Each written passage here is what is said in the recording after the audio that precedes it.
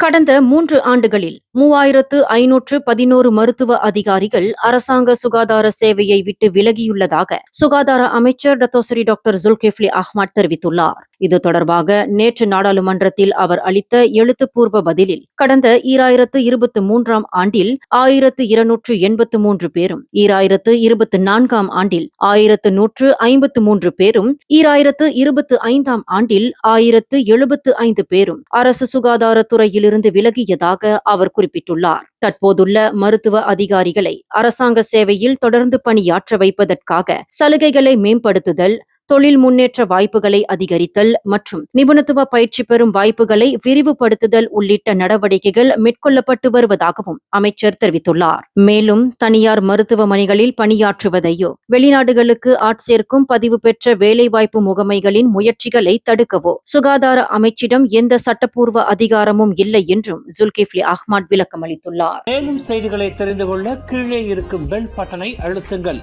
உங்கள் மகிழ்ச்சியை வெளிப்படுத்த லைக் மற்றும் ஷேர் செய்யுங்கள். தொடர்ந்து திசைகளோடு இணைந்திருக்க சப்ஸ்கிரைப் செய்யுங்கள்.